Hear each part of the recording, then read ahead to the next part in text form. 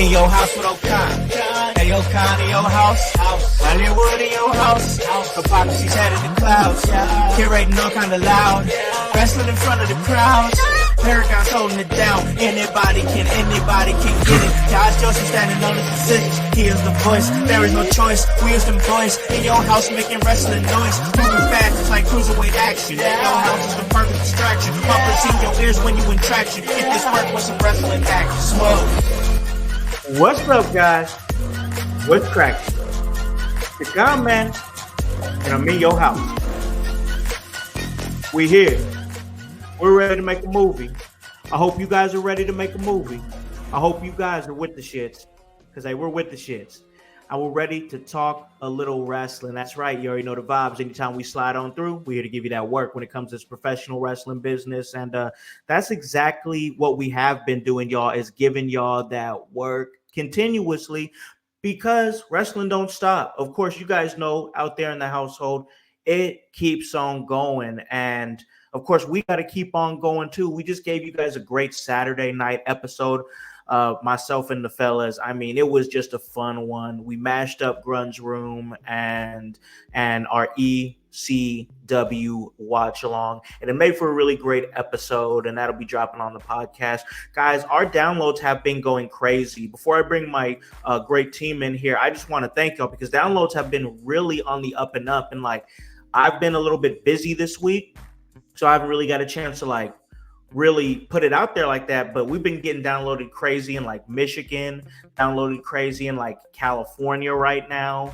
Also, I mean, we stay downloaded a lot in Indiana. That's really just, we're a staple for that. But even overseas, we're starting to really ramp up. Ireland, we're starting to get more downloads there. Japan, more downloads there. So we've been going through a big download spike right now, and that's really great to see. It's because we have such a great team, and we do a lot of work. We've been giving you guys a whole lot of work weekly with the episodes we've been giving y'all. And of course, one of those cats, he does our Monday show. That's Window Liquors. And then he comes back and hits you with that work on Friday. And that, of course, is who I call the educator of Extreme, the voice, Josh Joseph. What's up, man? How goes it? Hey, household, I'm here, ready to talk some wrestling. You know, it's been a great weekend. If you hit us up yesterday, you had a fantastic Saturday night. Oh, and yeah. So did we. I mean, it was a real fun time. You know, House, I always love watching extreme shit with you. And next week, oh, my friend, next week I got a gem for the household. I can't wait. So keep that close to your chest for now, man. And we'll definitely a little bit midway through the week, we'll drop it, and we'll let the household know what we're watching for our Friday watch along. But we had a chance to also bring somebody else on the Friday watch along. Usually he's hanging out in this room and he's doing great things when it comes to our SmackDown discussions. He also helps you out there on Window Liquors when you guys do the Monday Raw preview show, and you guys do a great job. Of course, he's going to come on and he's going to party with us on this Sunday. That is the blue-eyed villain himself. That is Grunmeister. What is up, man? Yo, what is up? Happy Sunday. How you guys doing? Doing good, man. Of course, man. Always happy to have you back on. Oh, yeah. Always. The old blue-eyed villain. Yes, man. Yes, man. We love it. And of course, man, it's always a great party when you have, you know, a little bit of energy in there, a little bit of hype in there. You know, he's the kid to my play, or maybe the play to my kid. I don't know. We're both light-skinned. But of course, that is the producer of the show, Hypocrisy Jones, coming on in, man. What is up? Yo, what up there, household? It is always smoky in Hypadelphia, and yo, most definitely, man. We love it. We appreciate you coming back on, man, because we know you got a lot of stuff moving, bro. Busy guy for sure. I try. So most definitely, oh no, you do it. It's the truth, bro. It is the truth. Stay working and keeping yourself busy, man. No idle hands with this man. So we appreciate it. We respect it, but there's no idle hands with wrestling either, y'all.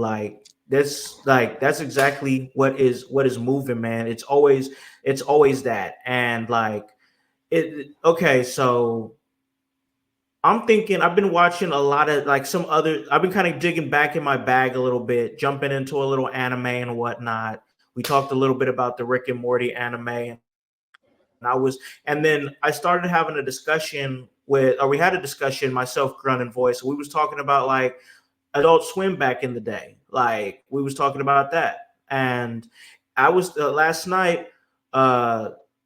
I was watching some stuff. I was just chilling out, kicking back. So I started putting on Aqua Teen Hunger Force, and I started watching a few episodes of that.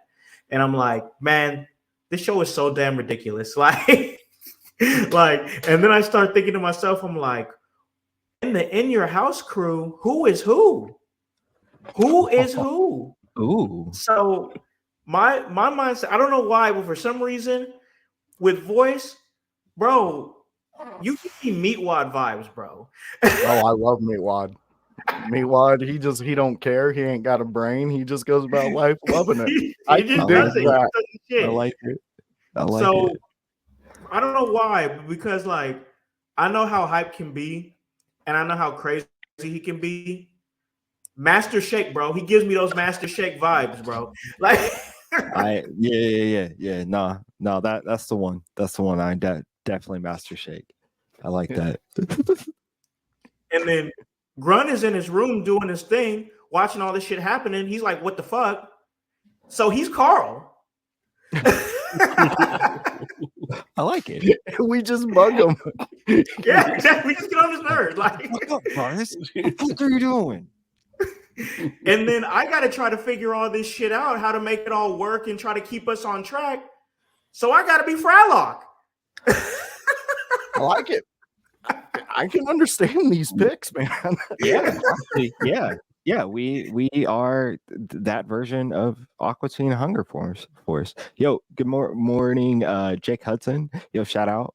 Definitely, we appreciate it. We appreciate it. Thank you. Thank you very So much. while I was sitting over there just chilling out, hired at a damn kite, figuring out who in the damn in your house team is who on Aqua Teen Hunger Force.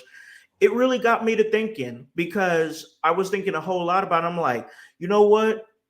Adult Swim for all of us was like must-watch TV. And looking for what exactly is like jumping off the screen. And a lot of what they did jumped off the screen to me because it was weird, it was different, blah, blah, blah, yada, yada. So I was sitting over there thinking that. I was thinking to myself, what are some stars that are like jumping off the screen to us right now? Like not like definitely like world champions or anything like that, but I feel like we always have a unique conversation with somebody that people might not be paying attention to at that time.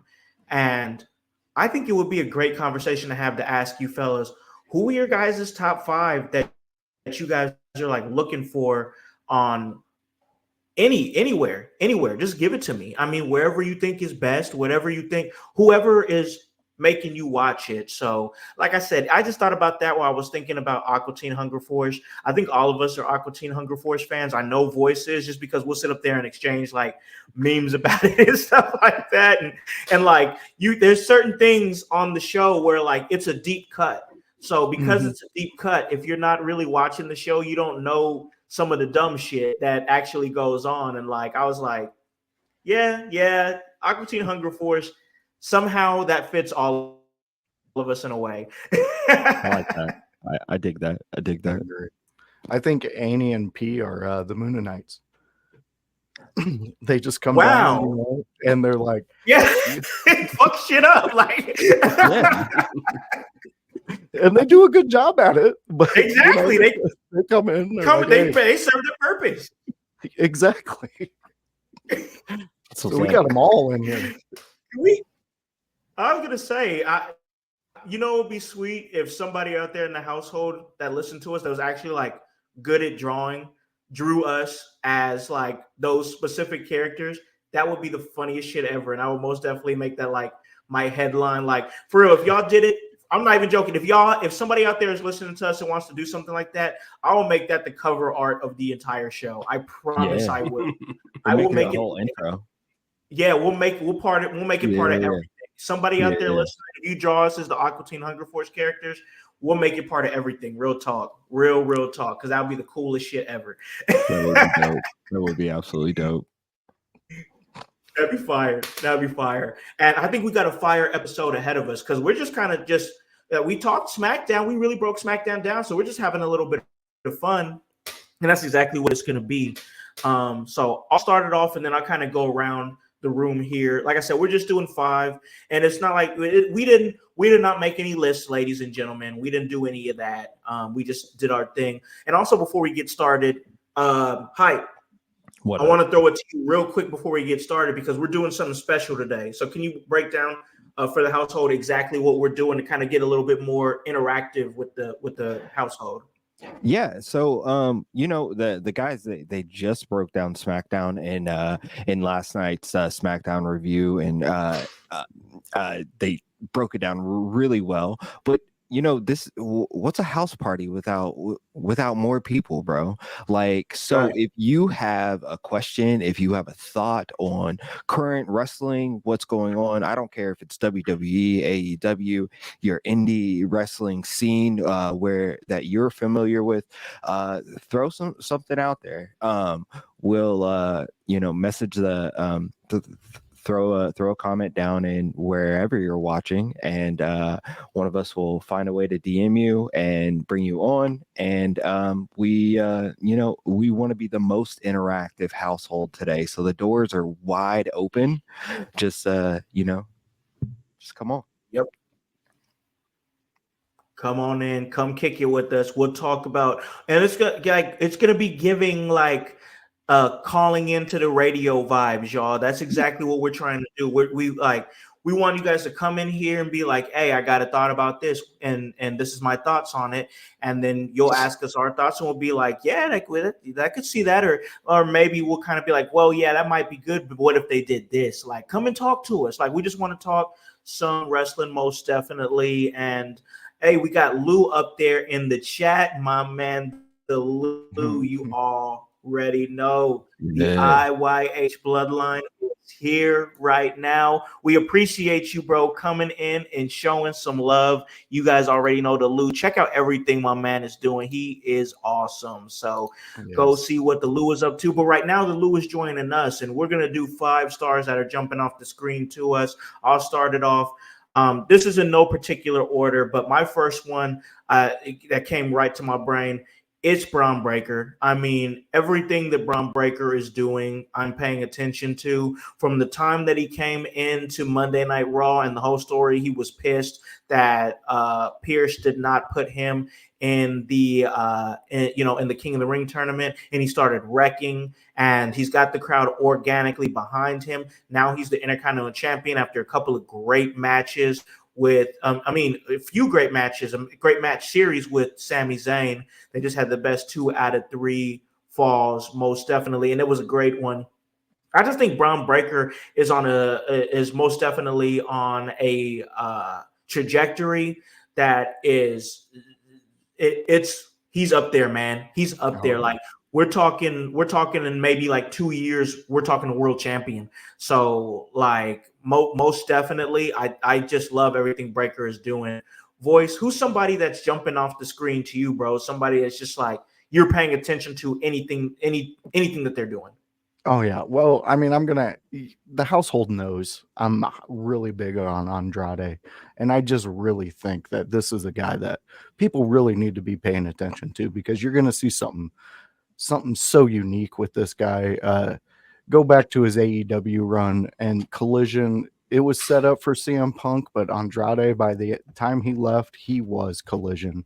And I just really love, I mean, we talked about it at length yesterday, but that Mello match with him, I mean, it was incredible. And that's the level of matches I think you're going to start seeing with Andrade, because I'm almost 100% sure that Trips has seen what he has with Andrade through this Mello interaction that they've had, and it's gonna be big, and it's gonna be huge. And I think that's my number one guy you should be watching if you're not. Yeah, I mean, Andrade has been really great. Like he definitely gives me like how we talk about Naomi, right? Like Naomi just kind of picks up wins and then boom, she finds herself to be a contender. Why not a similar path with Andrade? And it makes sense why you think that he's great, because not only have you seen, once again, you were covering him every Saturday night when you were covering Collision and doing those watch alongs, and now you're covering him again, and it's great. My man OG Tony, what is up? Of course, my boy, I got to show love to Tyler Lydall. You already know the Original Sins, one of the best tag teams in the Midwest. So much love to you, bro. But yeah, Andrade, he's doing great things. He's having fantastic matches and a great match series right now with Carmelo Hayes, which is great for both of them. It's just great for both of them right now, and it's going to help both their trajectory moving forward. Once again, like I said on our Saturday night show, SmackDown is really developing into something great. Mr. Grunmeister, bro, who do you got? Who is on your list right now that you're like, I got to see what this person is doing? I'm going to go with a little bit of a dark horse here. Lexis King. Lexis King. I like Lexis that. King he hasn't accomplished a whole lot in his time in NXT, and yet he always finds a way to grab your attention, to make you pay attention to him.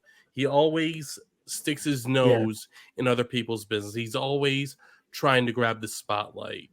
And even if you ask Booker T himself has said that he's someone to watch out for over the next year. I like that. I most definitely like that. The Lou saying, I'm excited to see what they do with Bronson Reed now that it looks like he is in the picture with Seth and everyone is treating his splash like the Powerbomb Symphony one more time. I'm getting there. Most definitely. Trust me, we're gonna get there. Yeah. We're gonna get there. I'm Lou. I'm right on pace with you, big dog. I'm right on pace with you. But I got to throw it to my man Hype, the producer of the show. Who do you got, bro? Yo, so I love that Grunmeister like threw out their wild card, because that was kind of my plan as well. Because like although I have many other people that I'm watching right now, but I'm gonna throw it to Ethan Page and the work that he is doing in NXT and the very quick like evolution of, okay, I understand this. Like he understands what he's doing. He understands his role, and I think he's going to play that very well in the future in WWE. And he's going to be in some very pivotal stories. He may not be top guy all the time consistently, but maybe he is very top mid card heel for like Miz, like I don't know. Other names elude me at the moment. Sorry, I get high. But I think he's definitely one to watch as well.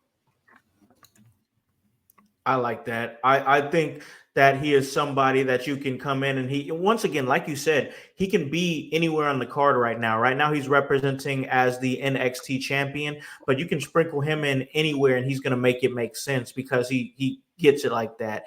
Yeah, I agree, OG. I agree with you. Lexis King is becoming a great heel. He's going to be a great heel in the future as well. It's going to be we haven't even scratched the surface on that guy yet. We haven't even scratched the surface at all.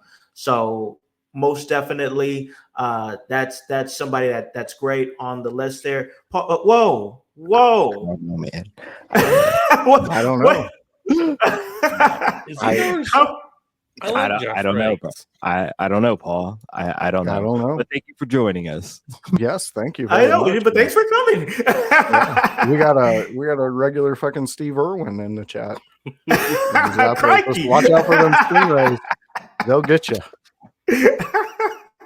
Oh man, we're having a great time here. The chat is getting live and we love it, y'all. We love that the chat's keep coming. Bring them on. Bring everybody up in here. So most definitely. But hey, and also remember, if you'd like to come on, if you have a question to throw at us, send us let us know. We'll send you an invite link and you can come on. I don't want to send the invite link to everyone because man, we did that once and some man tried to show us his and that was not cool, bro. That was not a good time. It was the thing. No, that was a whole situation. I was not happy with that. I wasn't pleased. Yeah. That didn't work. So we have learned. But yeah, we will DM you. All right, DM us, and we will DM you the link. You can come on, and you can give us who are you watching, who's somebody that you're watching that you're paying attention to, most definitely. And that brings it to me because somebody on my list, we talked about her, but I want to talk about her again. Damn it, Lou. Damn it, Lou. We didn't win it. I should have got paid to see it. Like, it's one of those. Yeah, like something. What's happening? Josh seems like the dude who sits in his car naked with him.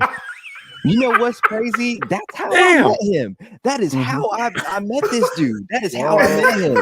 It is like, and I mean, what is happening in the chat? I make bad choices. I make bad choices. Bro, I have no clue. Going on? Paul Peters is just, I guess he's got a hard on for me. I mean, hey, bro, I'm not king shaming. We ain't king shaming around here. No, hey, I mean, come on, bring it. Hey, for like it. All right. For a $5 subscription a month, man, maybe I'll send you the link to his OnlyFans. But you gotta subscribe to IYH, man. You have to, you gotta be. Make sure you give us a 5 stars here. And somebody, but we got to get back on track here. Somebody who I think has been 5 stars, who I've been watching. It's me Chin. It's me Chin. All right. Yeah. Me Chin been in a different bag. I am thoroughly enjoying everything that she's doing. One thing that myself and my wife noticed, like, do her arms seem more jacked? Like, has she been hitting gym extra or something? Like, her arms seem really cut. Yeah. Like, and I think I do, y'all. I truly feel like, in all seriousness, I feel like we're coming up on a good Me Chin run. I'm not saying world champion right now, but I'm saying she's about to be this. So how did it start with LA Knight? He was just trying to find his way to being on the show weekly, right? And then finally he found his way to becoming a U.S. champion. That's what we're going to see with Me Chin. She's finding her way on the card. She's about to catch fire. I truly think that. I can definitely see that because if you guys remember, there is very serious talks of a main card, mid card title for the women. Yeah. So maybe Me Chin is frontlining in those odds or in those trenches for that. I could see that. I could definitely see that. Yeah. That's my thoughts on it. What is Paul Peters doing, bro? What is happening? I don't know where they are, bro. Bring that comment up. Going. Oh my god. Can you confirm this? I would if they had it. I mean, do they have it, Paul? You seem like so send me a fucking link, man. Just don't tease me. What is this? I want the main course. I don't want the appetizer. I put my thing down, flip it, and reverse it. Shamana, yum yum yeah. Yeah. What the fuck is that? Well, dude, I just Missy Elliott. I'm aware of the reference. Like I'm aware of the reference. It's just it was kind of scary. I'm not. You know what? Lou is loving this. I welcome. Yeah, Lou is loving it. All right, boys. Who are you watching? Who's somebody that's jumping off the screen to you? Number 2. And you said at the beginning of this that it can be any promotion, correct? Anywhere. Yep. Just we're having Tony fun, bro. Fucking Storm. I love her. I love what she's doing. Okay. She's what's keeping AEW alive for me. She's what I'm looking for. She's what I'm going for, because when she's on a mic, she's bringing fun. She's like, I don't want to compare her to The Rock on a mic, but she kind of has the ability to just run with it. Like I just seen her on the mic. I believe it was their Wednesday show. And she was going in. I sent it into the chat. I want you guys to check it out. Dude, she was having the crowd in the palm. She was in a different hand. bag. Yeah, exactly. And just the way she had her hair done up into like a heart up at the top, but then she was just being a complete heel. I fucking love it. I love her energy. this tramp is still the champ. Yeah, exactly. I mean, just love those it. little slogans that you can slap on a shirt and make money with Yep. Toni Storm. I appreciate Yep. what she's doing out there. And like I said, you know, if we can go any promotion, she's definitely somebody who's keeping my eyes on AEW. So I think she would keep your eyes on there too.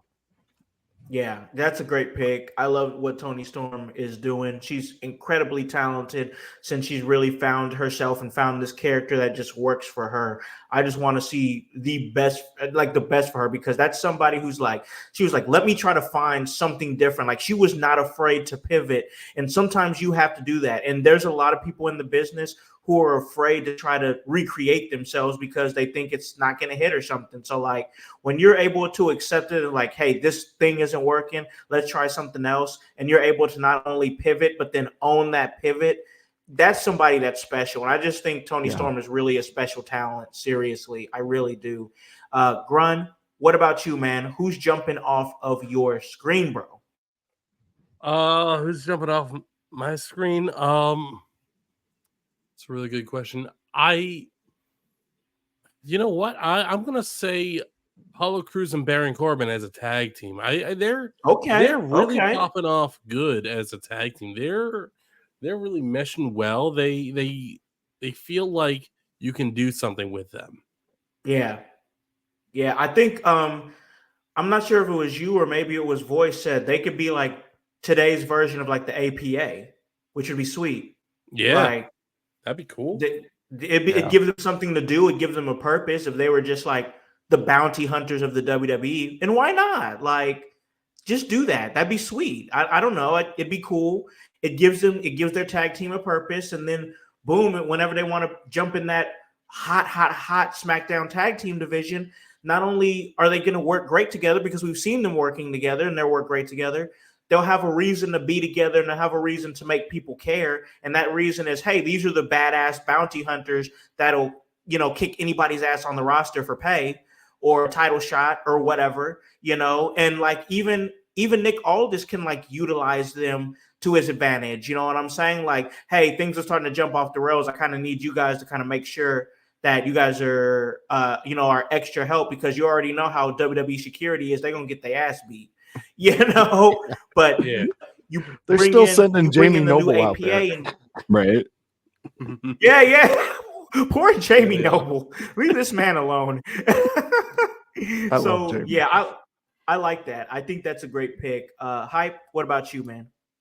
Well, I was going to go with another off pick, but I will save that for right now. I'm going to piggyback off of Roger Pettit right here, and it's Jacob Fatu all day. Even beyond the bloodline things, he seems like one of those stars that is going to really be able to take up the mantle of that star.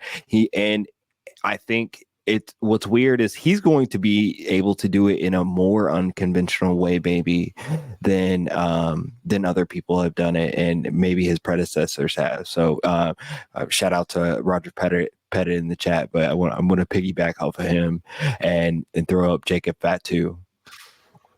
Yeah, why would nobody in this co-group not say Jacob Fatu? I mean, we saw him come back. And my God, Paul Peters is on your head, bro. He's on your head, bro. But hey, you're giving us interaction. You're making the algorithms know that we got traction here. So we appreciate you, man. Keep going, bring Paul. It on. You haven't broke me yet, so keep trying. But most definitely, Jacob Fatu. And we saw like he took it to Roman Reigns. You know what I'm saying? Like he full on took it to Roman Reigns. He already immediately feels like anytime he's there, he carries a sense of danger. You know what I'm saying? Like, because he can just snap and just destroy anybody at any given time and just go into that wild man strength. So that's a great pick. It's like I said last night in the SmackDown discussion. I didn't know he had a boot until you said something. Like the way he came into that ring. He still had the walking boot on. Yeah, Yep. I didn't know Yeah. because he did not act like it. Like someone needs to tell Jacob, hey, your foot's a little fucked up, bro. Like you might not want to lunge at Roman with all your might. But I mean, if he can do it, that was impressive. Yeah, I had no clue until House said something on Saturday show. Yeah, he's a wild man, and everything that he's doing is just it's most definitely great, and you got to check it out. You just have to. Can you see how like he pops off the page? Even so, I can see him in stories beyond Bloodline that will make sense, that will be riveting, that will probably like incorporate a level of violence that you kind of want to see on your TV screen, and that will compel you. You know what I mean? Like, I don't know. Yeah. No, I get you. I get you on I all hear of you. that. Yeah, I hear you. Most definitely. So we'll bring it back to me, and some of my ones seem obvious, but it doesn't matter because like sometimes obvious is exactly what works. And like right now, that's the pairing. That's the pairing with Dominic Mysterio and Liv Morgan. I mean, everything they're doing is just you have to pay attention to what they're doing. Like they're getting the interactions from the live crowd and everything. Dom is still like, let's talk about it for a second. Dom was already heel with Rhea Ripley. When he turned on Rhea Ripley, he just went more heel. Like that was like he turned heel while being a heel. Like, how do you do that? You're already a heel and you turned even more heel. What you got, Ryan? I got Go ahead. This is Goku finding his Super Saiyan 2, finding his ascended Saiyan form. My God. This is what That's this good. is what it is. Run. Okay. You summed it up. You That's good. actually did. Yeah, he really did. I like that. That's perfect, actually, because he went to heel level 2. That's exactly what he did. And like, look at this. This man, he's got tendies over, nuggies over, video games, and like I was even over there. I was over there with my wife. I was looking at her. I was like, yeah, I like tendies whenever I want. Yeah. You know what? I like to play video games whenever I want. And she was just like, oh my God. He's making the man child a thing. Hey, so Yeah, I don't know. Wait. Are y'all saying that I was right about this whole thing and Rhea Ripley is a heel because I'm just saying because she kidnapped that man. She kidnapped that man, and then he saw the light. That man chose to beat the piss out of his father. That man chose to kick Edge in the dick. That man chose to team with the Judgment Day. Thank you. He had. That's you. one person. That's one person. Yeah, one person. One person out of the whole household. You found the one drunk girl at the party that'll talk to you. Congratulations. Oh man, She believes look, everything. if the rest of y'all are sheep, just say that. If the rest of y'all are sheep, just say that. But here we go.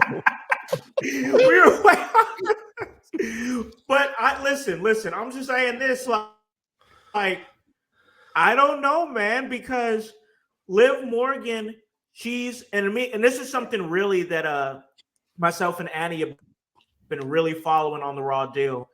I still think there's a reality where Liv Morgan is still using Dominic Mysterio. I think there's still going to come a point where she's going to chew him up, spit him out, and Dominic Mysterio. His big problem, and yeah, there's hype might be right about some things, but what also is right is the fact that this man, Dominic Mysterio, he's got trauma with toxic women that keeps bringing him to them. He's going to jump from toxic woman to toxic woman, and he's going to get screwed over every time. Yeah, it's because on commentary.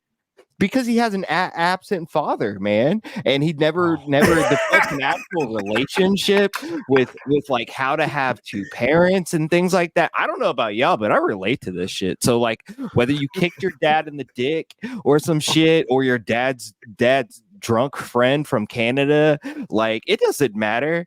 I'm just saying this man is learning. He's learning, and as a man who has learned in life, Liv is toxic. Liv is not toxic. Yeah. And Liv is a little toxic. She might be kind of toxic. Roger, this is the problem when I'm you not gonna lie join to up you. with Jones. I'm Yeah. not gonna lie. Here's the thing. Liv is a little toxic, but that could be okay because she has a mission. Like, and if your toxicity is like completing a mission, I understand that, man. She has a mission. She's taken everything. The revenge tour has not stopped because she was hurt by none other than Rhea Ripley, her former fucking tag team partner, who she betrayed. Yeah, I'm just saying, 2 absent fathers, one of them passed too early. Like, Yeah. bro has been through some shit. Y'all That's need Dominic to Guerrero, back up, bro. y'all need to back up off of him, man. Like, everybody be booing him. I just want to hear what he got to say. He's right. I want to hear what he has to say too, but he's still an asshole. Yeah. Here's the thing about It's not wrong. Dominic Mysterio that makes him so good. It's like the thing about Dominic that makes him so good is that, like, he will get his comeuppance. Like, he will get the shit kicked out of him at some point, and like people still boo him and still want to see him get shit kicked. Like, he's such a heel right now. It's just crazy because, like, usually when you see a heel get their comeuppance, you're like, hey, this is this right here. I'm done with him now. I've seen him get his comeuppance. But then Dominic comes strolling again with a whole different purpose. He's screwing people over again. And Dominic Mysterio, he's special. I really think you got something that is special with him. And man, I was gonna throw it to Voice over here, but Paul Peters, my God. Jesus My blood Christ. pressure is Why? perfectly fine, Paul. Yeah. Why? I like it Damn. though. I like being the subject of Paul's world. I mean, this is great. Who is Normally this guy? I get ignored. I don't know. I tried to find him, but his name. Hey, you got a fan, bro. Can we form a tag team? You can got be a fan. you can be high blood pressure, and I'll be type 2. I like it, dude. We can run. Oh, this would be great. Paul does need a hug. You know what, Roger? I'm liking you even more. Roger, you're joining up with me. Yeah, Paul, hug him. If you're out there and you know Paul, are you talking about give him a Paul? hug. Yeah. I don't know if he's talking about Dom or he's talking about Paul. Oh, this chat. Dom is not a heel. I'm just saying, Dom has just been through some shit. Jesus. All right. Anyway, Voice, who do you got, man? Who's next on your list? All right. So when I thought about this list, I'm thinking about guys who and women who get me wanting to watch wrestling as the fan. And Sure. I've liked this guy for a while. Now, when I first seen him, I was like, I don't get it. I don't understand it. But now I've come around, and he is the second factor that keeps me still in AEW today. And it is Rock Hard Juice Robinson out of the Bang Bang Gang. He's just out there having fun. And every time he's in the ring, even if it's not a match, the dude's having fun. He's doing his thing, and he's consistent. He's always there. He's always a part of the Bang Bang Gang, and he's out there having fun. So guys like that keep me interested in wrestling because I want to see the evolution, because there's going to come a point where the silliness has to stop, and getting your ass in the ring and proving a point and making it known that you are a professional wrestler. That day's going to come. And I think Juice has proven it in a couple of his matches already, but I think the sky's the limit for this kid. And I really can't wait to see what the next 5 years holds for Juice. Hey, I don't know if you remember him when he was in NXT. I think he played like a hippie gimmick. I can't remember what he was called then. I wish I could, but like, I did not think when I was watching him on NXT back then that he could become what he's become now. And he's just really grown into such a great talent. So like from watching him back then to seeing what he does now, it's just like a whole different level of evolution. And it's just cool to see to me. Run, who do you got, man? Oh, you know what? I think I'm gonna dip into the AEW pool real quick. Okay. And Come on in. someone that we need to look out for. This man has taken people in because they've lost their fathers, whether they be deadbeats, dead, Oh no. or or he killed them himself. Christian Oh. Cage. Ooh, man, yeah, I'm hearing good things about the young up and comer. Young up and coming. Yeah. All right. Oh man, he's new to the I hear that market. No, I hear that kid got spunked. He could be a world champion in the next 2 years. Yeah.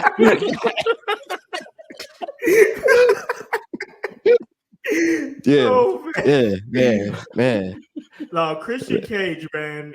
I in all seriousness though, seeing the way this guy knows how to recreate himself and Yes. especially at this Yeah. age of his career, it's damned impressive. It just really is. Like, he's somebody who understands the business, who not only has had great success in the WWE, but had great success during his runs in TNA. He's not somebody who's just like, I know when I first saw him, it was because of watching him in the WWE. So I didn't really know much about if he was wrestling before that, because like I didn't know much about the indies around that time.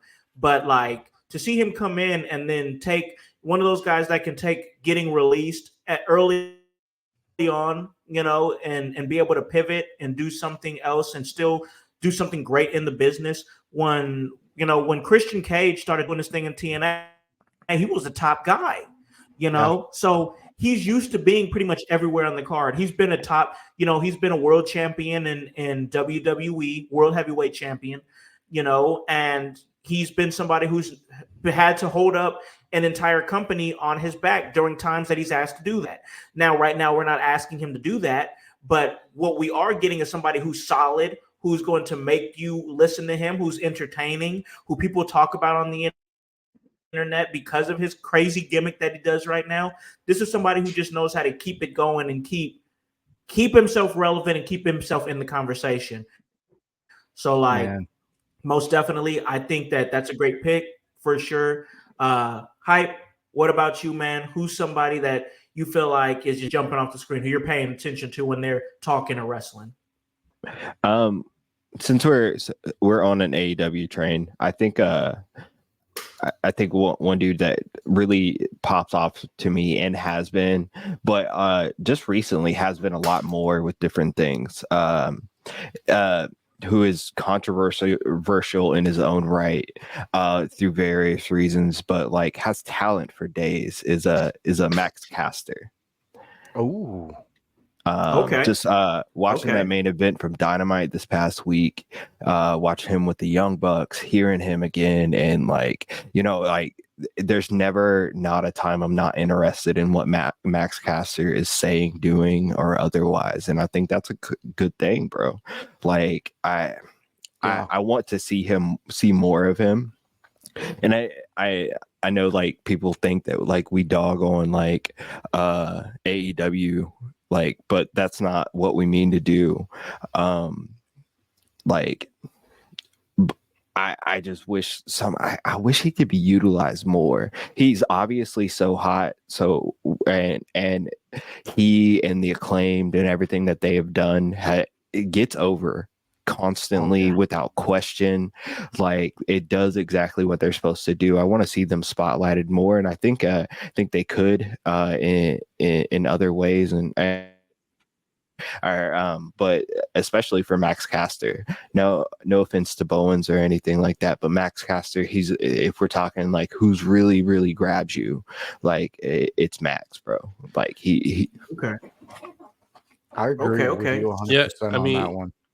Yeah, I mean, if I could, Anthony Bowens he's solid in ring. He's got good promos, but Max is the one that got the attention of the audience. Max is the one that is the bigger star out of the two. And just from what I remember, like thinking, I know that they're still doing the pure Acclaim thing that they've been doing since they debuted, and the only thing I would say is I think they need to change it up. I think their shtick has gotten old. I think they need a change. Well, I think Oh, it okay. gets over too much. Like it's one of those gimmicks that like it kind of hinders the creative process of it Right. because you're focused on the acclaimed. You're focused Yeah. on making sure the acclaim is shown. And I don't think with this team you have to Also, do that though. Also, I think like so to add on to that, and I don't know if this will make sense to y'all, but like you talk about like it hinders the creative process, but also like when people are so used to you being that character, like when you try to do something different and try to mix things up, they're like, what are you doing? Like, I don't know Right. if you remember when R-Truth tried to like introduce like a new theme song or whatever that wasn't people over there, what's up? And then he tried to do a different theme song for like a few weeks, and they was like, this isn't what's up. Like, this isn't what so then he ended up going back to what's up. He ended up going back to what's up because that's what the crowd was getting behind. And there's like he had to change the like, lyrics I to kind of wanted what's to do up. something different. Yeah. He had to change the lyrics to what's up because he had a line in there that was shucking and jiving and like I remember that. Yeah. and like that hits people a weird way, and like so he changed it. He tried to be like, oh well, I could just do something else, which because R-Truth raps obviously, but like and has other music, but people, yeah, like you said, people were so used to the what's up. He eventually just changed the lyrics to what's up. Yeah, exactly. It's exactly. Like So that's a thing for sure. So all right, we'll do one more last one, and then we're gonna take it to break. Then we're gonna talk just all things wrestling, a little AEW. They got All In coming up, and then of course Bash in Berlin is coming up. So we're gonna break that down and kind of talk about that, and of course start bringing people into the chats when they are ready to come in and give a thought and we'll talk about it. So that'll be on our second half of the episode.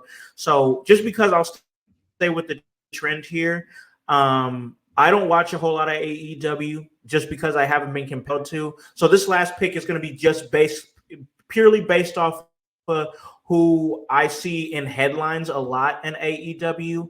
And I'm like, okay, so like maybe there's something there. I'll ask the fellas and see if I'm in the right direction moving with this one. And you guys tell me. So I see when I'm scrolling through the stuff to find things to talk about for the show, somebody whose name I've seen a lot come up recently is Jack Perry.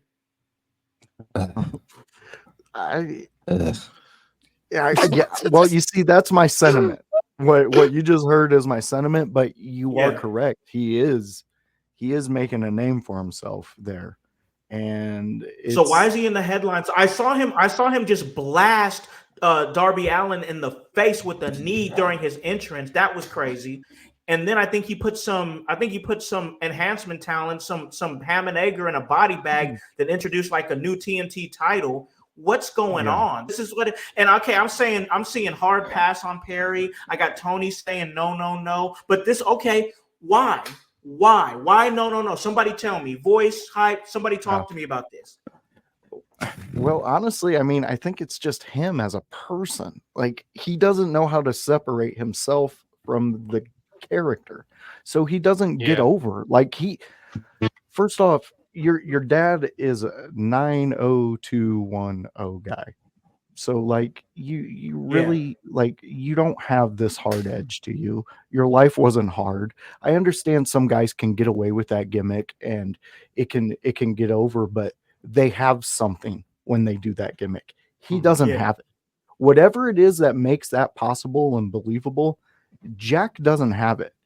I mean, to me, it doesn't seem like he's creative in his characters. We go from Jungle Boy, a guy that was a dinosaur man plucked from the jungles, and like, wait, okay, great. That's a little gimmick, but and they actually made it work for a little bit too. They did, but for some reason, this harder Jack Perry that we get, the idea of him being street tough or him doing these things, I mean, like, I don't know. It kind of almost makes me feel the CM Punk angle was a way to try to get Jack Perry over.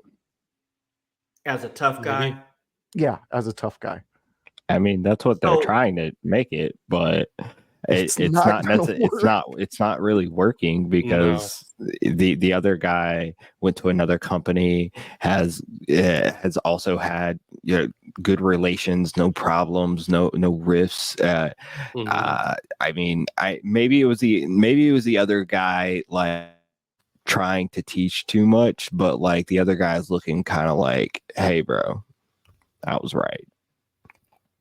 Well, he's having the other guy who you're talking about is having one of the best feuds on Monday Night Raw, where it sounds like this guy right here, Jack Perry, is still struggling to find himself. And I wanted to bring him up because I've seen the headlines and whatnot. And I organically wanted to get with y'all because you guys started throwing out AEW names. I'm not a hard AEW watcher. So I'm like, all right, I'm seeing this guy in the headlines. Why? And you guys told me exactly why. So that's who I got. Voice, who's your last pick, man? Well, for my last pick, I gotta save the best for last. I gotta say, because this man, we interviewed him. He's just been in Europe. He's out there doing it. The guy he went to Europe with got injured, and he didn't give up. He kept going. Eric Dillinger needs to be on your radar. Public Enemy #1 is just. I think he just wrapped up his overseas tour. Or he's in the process of wrapping it up. But this dude, he should be back soon. He is hitting on all levels. Like I said, there was an incident with the guy he went over there to do some shows with. Josh Crane. He got injured. Yeah, Josh Crane. Yes. Yeah. And had to come back. And Eric, he put out a post about it. He's like, this is a time where you can make a decision. You can give up or you can keep going. And he's going because he's over there. He wants to be over there. He wants to give all those guys over in England that bit of Eric Dillinger, Public Enemy #1. And I really hope great things for Eric in the future. I know he's already had a great story so far, but I want to see him somewhere. I would love to be watching TNA one day and just hear him come out. Yeah, I would lose my mind. I would absolutely lose my mind. Yeah, that's a great pick. I'm always happy to hear Eric Dillinger's name on this show, so I'm never going to dispute that. Most definitely, super talented. Definitely want to see him somewhere on my TV. TNA would be a great fit, most definitely, and I most definitely like it. Grun, who is your last one, bro? All right. I'm gonna be more serious with this one. Okay. All right. Someone that I think we all need to keep an eye out for. I think it's gonna be Ludwig Kaiser. We haven't mentioned his name. We've always liked him as part of Imperium. We've liked him as Gunter's right hand man. But I think in the next year or so, or even sooner, we're going to see a lot more of Ludwig Kaiser on his own, and we're going to see that Ludwig Kaiser, he could be a main eventer, maybe.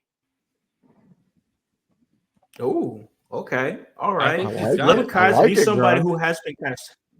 Yeah, I think Ludwig Kaiser is somebody who has been standing really good on his own. I think yesterday we were talking about how... We were talking about Phantasma, Legado del Phantasma, and how it's Santos and two guys, and like we were talking a little bit about Imperium and how for a while there it felt like it was Gunther and two guys. Now we're starting to see Ludwig Kaiser not just be a guy. He's starting to come into his own, and he's having matches on his own and winning matches against guys like with the caliber of Sheamus, and it's a great evolution for him, and I most definitely dig it. But Hype, who do you got, man? Last one, and then we're gonna take a little break. My last is probably gonna be Carmelo Carmelo Hayes. I don't know why I about said Carmelo Anthony, but you know why? That's the best Carmelo out there. Yeah, no, great Carmelo. Yeah, absolutely great Carmelo. But I'm gonna go with Melo. And I think we all just expect great things out of him, and also Trick. I think it's kind of a package deal. But But yeah, I think he's my guy right now. He's still the guy to watch. He's still the guy that is growing, getting better. As Voice highlighted earlier when his pick was Andrade. The things that they're doing right now, I am invested. I see them. I see what they're trying to do. They're slow rolling him, but they're giving him opportunity after opportunity after opportunity. So, Well, can I ask a quick question then, Jones? With this being your guy to watch, Mello, how do you see this feud ending? Because Grun pointed out it started with a ladder match. It needs to end with a ladder match. Yeah, no, I think we had a big discussion about it yesterday. It was a good discussion. Yeah, I think ending with a ladder match between these two would absolutely highlight them on another level and help push them organically into, hey, let's see them with X, Y, and Z top star. Maybe not even world champion, but let's see them against Damian Priest right now. Let's see them against Finn Balor, or let's see them against Kevin Owens on the SmackDown side. You know what I mean? So I think that I definitely hope that ends in something like that and not just a lame duck finish. Honestly, like I feel like they're building up to a bigger thing, even if ladder match would make this mage. But what about a reverse ladder match? Reverse? What is a reverse ladder match? Maybe you're have up on to a hang scaffold something? and you have to come down. Maybe you have to climb the ladder and you go up the ladder and go down the ladder to the outside of the ring. Like I think this was a rib. I think we got ribbed, Whoa. guys. Yeah, let's not do the TNA reverse battle royale bullshit, please. Yeah, trying to fight to get in the ring. Right. First in the ring wins. Yeah, let's not do that. Oh god. All right. Okay, so I like that. Of course, we could have said names like obviously Bronson Reed, somebody who came up in the chat. That's of course with his Tsunami Symphony. It's been great. It's been must-see TV, most definitely. I saw OG said Javon Evans in the chat. That's also a great pick. That cat is bouncy as hell. Anytime he's doing something in the ring, it's fantastic. So that's a great pick. Obviously, an obvious pick would, of course, be Roman Reigns, who, of course, exactly. But, of course, Roman Reigns, just because, Roman Reigns, this dude has been jumping off the screen and he has not said a word in weeks. So, like, nothing, zero, zilch, nada. It's been great. So, like, of course, those guys for sure. But we most definitely wanted to highlight some other people that we think is putting in good work and really making themselves noticeable. And don't worry, guys, this isn't it. This is not it here. We are about to really get real immersive here on the other side of this break. If you guys have some thoughts, just go ahead and DM us. Yeah, any kind of way that you can. We'll bring you in. We'll send you a link as long as we don't get the Sting versus Abyss Candelabra match. Is it Brucey? Who is this? Like, I don't know, but you're bringing good energy. Keep it. Stay. Please stay. Please stay. Yeah. But stick around because we got to take a break. On the other side of the break, we're going to talk some Bash. We got to talk about some Bash in Berlin. We're going to talk a little bit All In. All In's coming up. And we're going to start bringing in some guests here to talk and chat with us. But before we do that, we're going to take a break, pay some bills, and when we come back, that conversation will continue. So join us here at In Your House.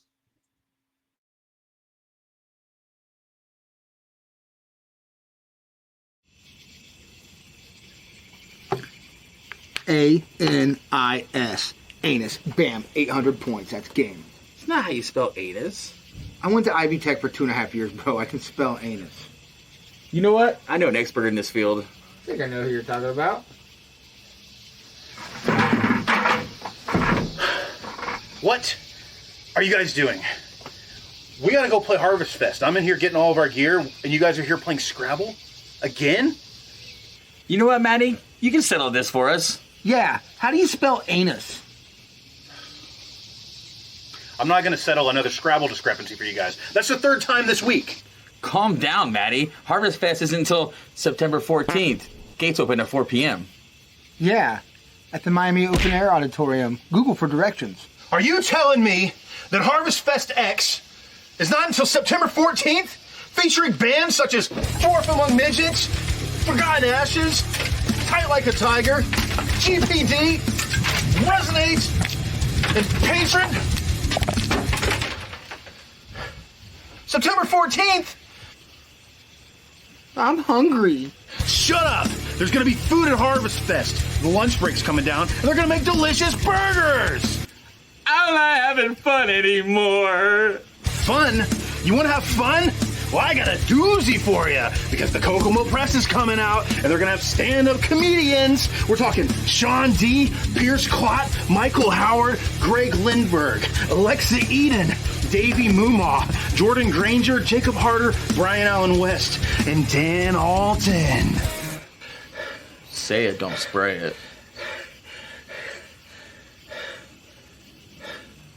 Maddie! Bro. Since you put it that way, bro. You know, you're right. You guys... I'm sorry, guys. I shouldn't have blown off the handle like that. Here's how you spell anus. A-N-U-S. Just think about it like I do. The way I remember it, it's an United States, right? So, anyways, I'll see you guys September 14th at Harvest Fest X at the Miami Open Air Auditorium. Google for directions. Bring a tent. I don't get it. In United States.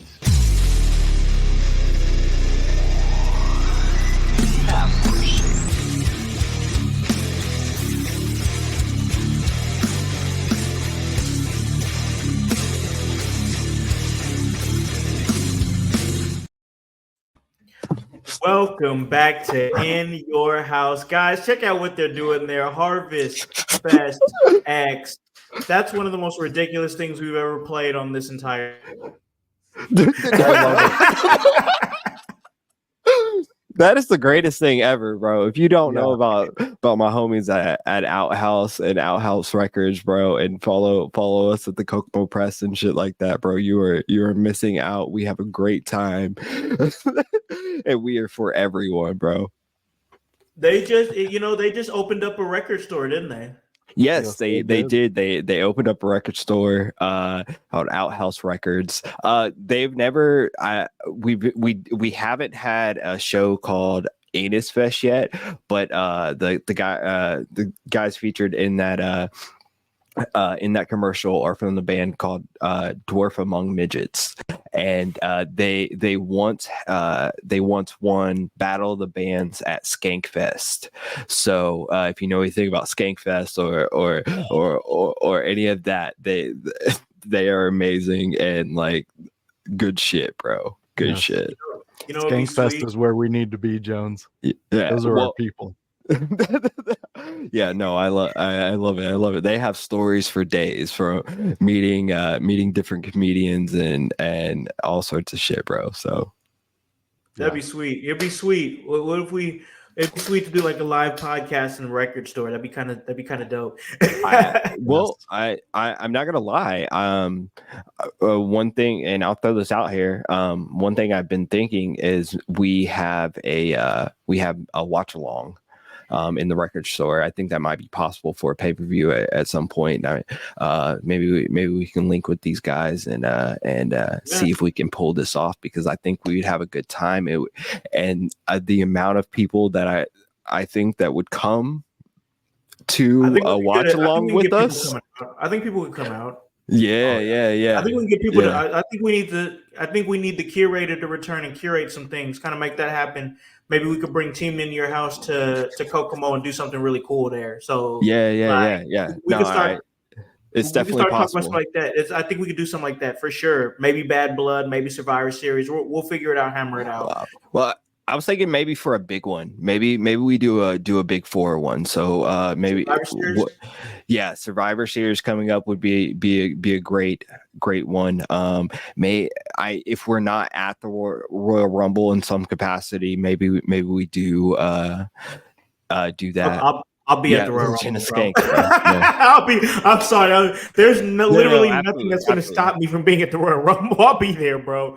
But Yeah. most definitely, I like the idea of doing Survivor Series. That'd be sweet. Plus, I think it's in Vancouver, so I think it might be possibly a little bit earlier in the day, maybe midday or something like that, which would be perfect to get people to come out. So yeah, we'll figure some out for sure. Mhm. But we got a lot of things to talk about because not only do we have a Survivor Series and Bad Blood coming up here pretty soon, we have the Bash in Berlin, and that's shaping up to be a pretty great show. Of course, that's rounded out by Kevin Owens versus Cody Rhodes for the Universal Championship. And then, of course, we will also have Gunther defending up against Randy Orton.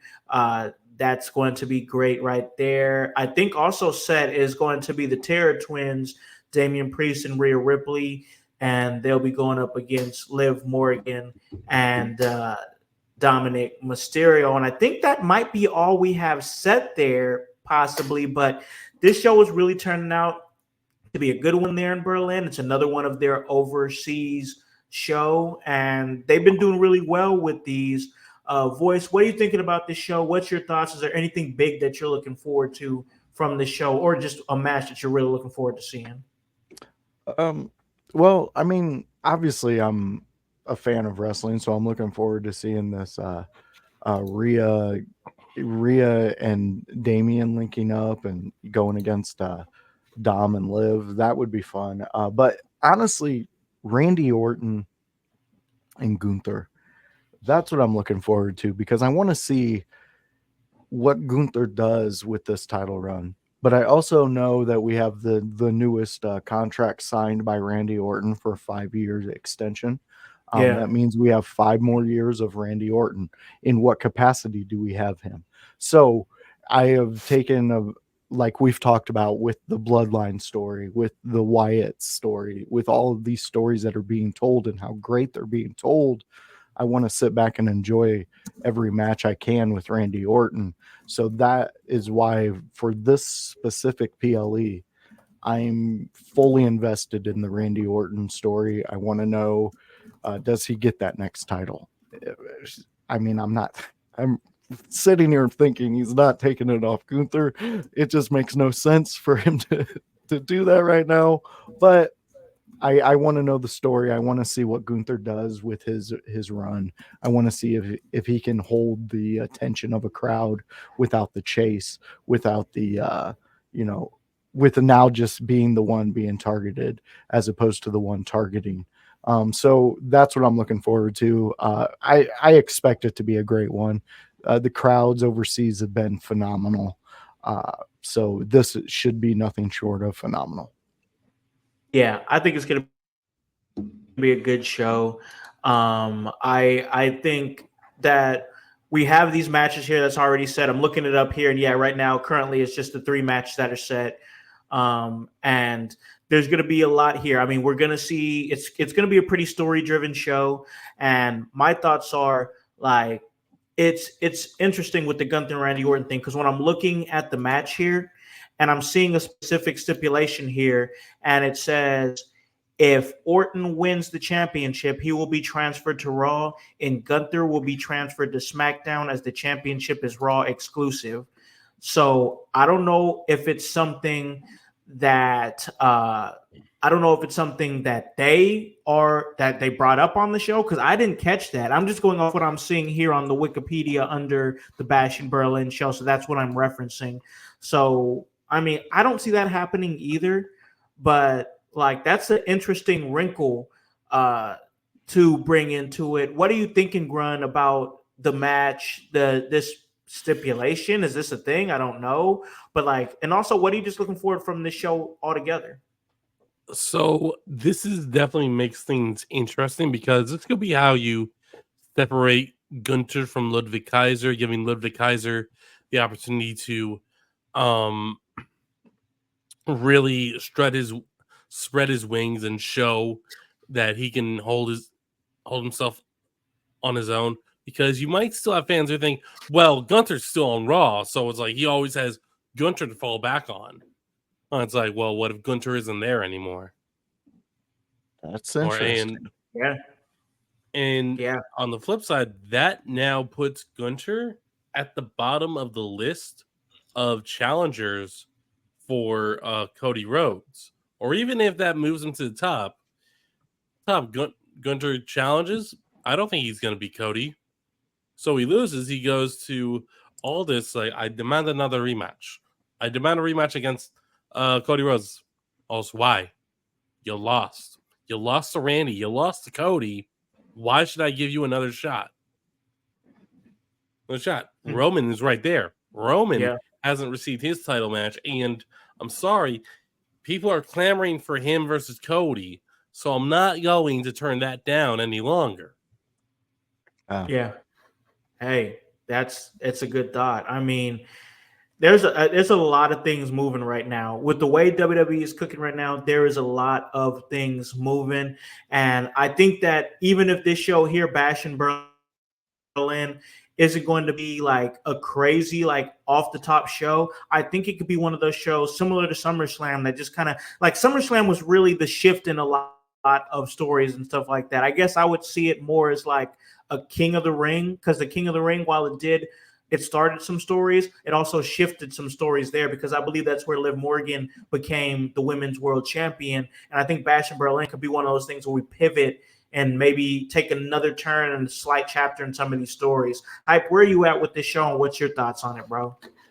Yo, I'm pretty high on this show. I think there's some good things going on. I know a match that I'm looking forward to right now is because I maybe I like toxicity, or maybe I'm a fan of it, but is this tag team match with the man who's right and Dominic Mysterio and Liv Morgan, who is on a revenge tour for all the right reasons, versus the dastardly Tower Twins, or whatever you want to call them. I just think they're terrorists, and Damian Priest and Rhea Ripley. So that's where you're going with this one. Yeah, they're terrorists. They're two twin towers, if you will. Too soon. No, it wasn't too soon. Right. It's been like 23 years, bro. You're good on the joke. It's a good one. I'm sorry I'm like this. But yeah, like, I'm looking forward to that. I'm looking forward to how we extend this story, because I don't think this will be the end for anyone. Obviously, it's a tag team match, and I'm excited to see what happens from here. So I think with the matches that you guys have already highlighted, plus this one, man, it's already a solid card, solid and stacked. Yeah, most definitely. And I mean, there's not a whole lot to really break down, just because, like, if you guys have listened to the last episodes, we have to stay like episodic with the podcast as well. We really have broken this last week down from SmackDown, really broke it down yesterday. Then myself and Annie O'Neill broke down Raw. So, like, we don't want to keep giving you guys just the same content over and over again. And we want you guys to come and talk to us and have something new to talk to us about as we're talking about it. So, like, Bash in Berlin, 3 matches set. Looks like there could be some more matches coming up. Maybe we could see something with CM Punk and Drew McIntyre again. I could definitely see that. Just based on who's on the poster, I feel like that the people on the poster are going to be doing something. So, like, I'll just leave it at this. And then we'll kind of pivot a little bit, and we'll jump into a little AEW, as their show's coming up next week, and their show is more rounded out, so there's more to kind of talk about there. But All In London, August 25th, and that's going to be at Wembley Stadium. It seems like that there is a curse going around these London shows, with some sort of drama that is going into it. And looking at this card here, this is a great card. I mean, most definitely breaking it down. You have matches like Swerve Strickland versus Bryan Danielson, title versus career. Like, that's going to be big. That's crazy, right? Yeah, that's nuts. Women's World Championship, Toni Storm and Mariah May. The AEW American Championship, MJF versus Will Ospreay. They're going to go at it again. We already know what they're capable of when they get in the ring together. AEW TBS Championship match, Mercedes Moné versus Britt Baker. Is that happening? Like, I know last I heard she was suspended. I guess this match is still happening. So, okay. All right. Jack Perry.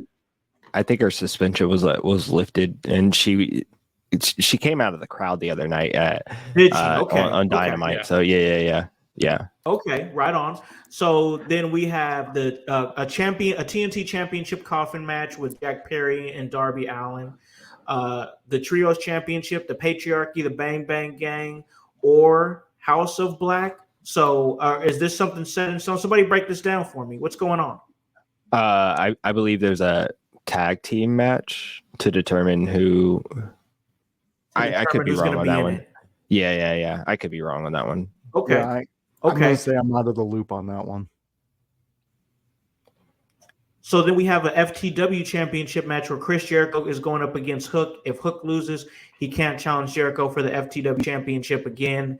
And then we have a Casino Gauntlet match. So there's a lot of things. Like I said, this card is more rounded and more set as far as what's going on.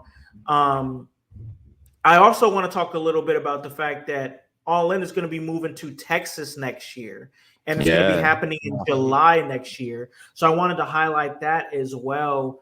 Why do you guys think that is? Do you think they're done with London for a little bit? Do you guys, because they really, one thing that I've noticed from their London show is that they have London at late August, and then boom, they're going right into All Out in early September. And this is the second year in a row that they've done this. I don't know if maybe they realize it's not sustainable or what. Voice, what are you thinking, man, about this show, about the pivot, the move as far as that goes? There's a couple things I want to break down as far as this, because there's a lot of good and a lot of bad that I see. But, like, what are you thinking, man, about the show as a whole? Yeah, as a whole, I mean, you're going to get some great matches out of this. For sure. I mean, that Swerve and Danielson going against each other, that, and then throw that stipulation in there, that's epic. That's something to actually watch. I'm gonna say this because I truly treasure this title because it was so monumental for me as a young fan, and it's the FTW title. Yeah. That title, the longer it goes, the less it means, because that, if you do not have the people like Sabu and Taz and their feud to lift that title to another realm, because let's get this straight, everybody. That title was a mock title. It was a troll title. It was a way for Taz to piss off Sabu. That's all it was. And Sabu's character and his actual mental brain went, I want that title. Even though it's not an actual title, I want it because he has it. Because at that moment, Taz was the up-and-comer who deserved the world title. The fans wanted him to have ECW's world title, and he wasn't getting it. So he made his own title. He made his own world inside ECW. If you're not doing that with that title, what are you doing with that title? Chris Jericho and Hook for that title, and then you throw in, well, if he loses, he could never challenge for it again. Drop the title. Get it off your air. Don't have it on anymore, because it is just losing all of its greatness the longer it goes. Hey, that, I don't know. Like I said, it's a thing where I'm like, I'm trying to get caught back up here. I'm trying to see what's going on here. As we see here, All In, it's going down in Texas on July 12th. I honestly think this is a smart move for them. I mean, just because it gives All In a fresh look. They've done it in London. I believe, once again, this is going to be the second year that they've done it. And I just don't like that turnover between coming from London in late August to having to get ready for a big show in Chicago on in early September.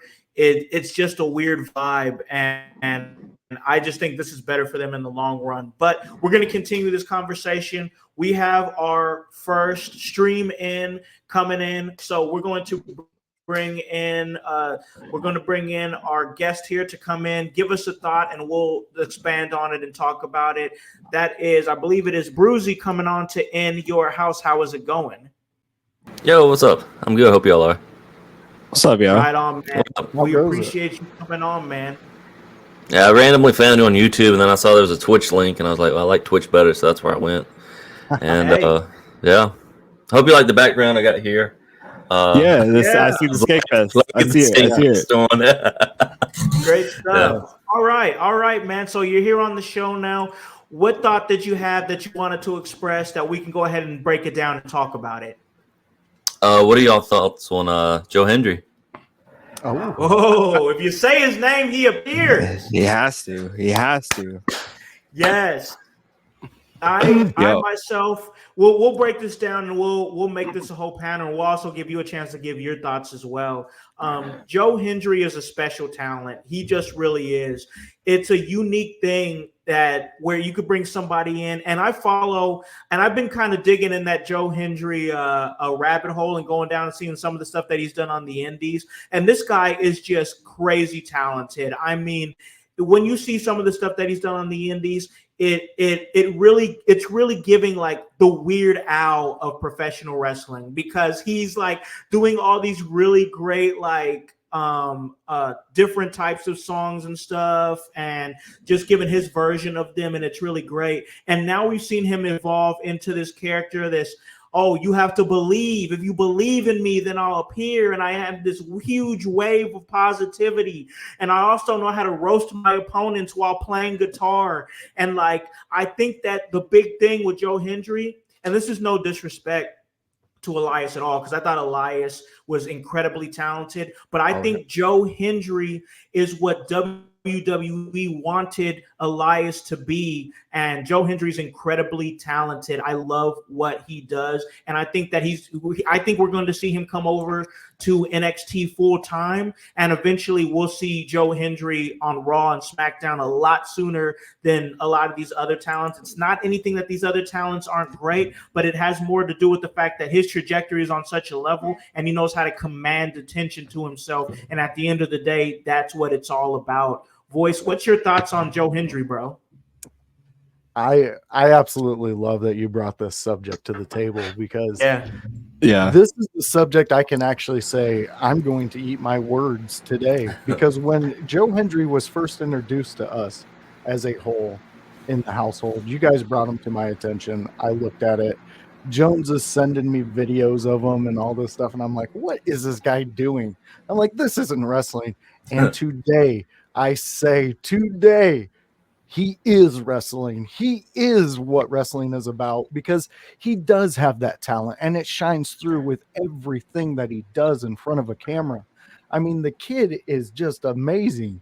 He really does bring the fun that has been missing from wrestling since the late 90s. Since those times you've seen Kurt Angle wearing a tiny little hat.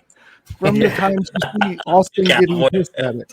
Austin dressing up like a doctor and beating the shit out of Vince McMahon with a bedpan. Good stuff. Tell me that wasn't great. Sacco coming up out of there talking to Vince and Vince getting pissed. Those were amazing moments. And I think Joe Hendry is definitely going to be amazing. And I like what OG Tony's saying here, because my boy when OG. we go, I cannot wait. I want to go to this. There's talks in my family. We are going to the Rumble. And if Joe Hendry does show up at the Rumble, I'm going to pop so hard. And I'm going to go nuts. Pause. Yeah. Well, yeah, exactly. Thank you, James. Sometimes my whiteness shines through, and I don't know what I'm saying. But anyway, sorry, that's what I'm here for. It just really brings validation to sometimes I'm wrong about things, and I love when wrestlers and performers prove me wrong, because I love to see them flourish. So thank you for bringing this subject to the table. Yeah, great subject, most definitely. Grun, what's your thoughts on Joe Hendry, bro? He is He's not an overnight sensation. That because he's been busting his butt to make it for 10 years. Yeah. He's just an example of just keep working at it and you'll figure out something that works. He figured out how to get the music, the pro wrestling, and all of that intertwined into a character that is Joe Hendry. This guy, he is a modern day pioneer in this industry. He has found a way to make something work and has found a new way to incorporate music and wrestling together. Yeah. So I mean, this is a guy to watch out for 100%. He has got a rocket strapped to himself and he is not stopping. Yeah, agreed. I think we're going to see – I don't even think we've seen the best of Joe Hendry, honestly. I think that he's an incredible talent. It's only going to get better. Jones, any thoughts on that you want to add as far as Joe Hendry, bro? Well, I mean, say his name and he appears, bro, and he is the absolute best. I love everything Joe Hendry is doing. I just saw this morning him on somewhere on the independent circuits wrestling Scotty Too Hottie, and he came out and the song was basically about how Scotty can only do one worm and it's the move, and it's just an uncreative. He somehow he called it like an uncreative people's elbow, but like it was amazing. I loved it. I fucking loved it, bro. Like I say his name and he appears. I love some Joe Hendry. Yeah, I do too, man. Most definitely.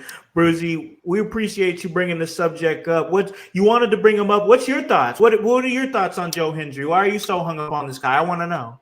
Well, I'm always on like the subreddits and whatnot for wrestling, and I'd seen stuff for years. I don't know how long it's been now, but I've seen his name pop up, but I never saw him until he showed up on NXT, and I'm like, who the hell is this guy? And then it just became like, this song is catchy, this dude has got it, and then you talk about the dude, he's been working at it for years. You get to a certain point, and he gives me LA Knight vibes. I mean, LA Knight's been doing it for so long, and it's like he finally got his shit together. Well, not that he didn't already, but he got the spot he deserved or needed to be elevated.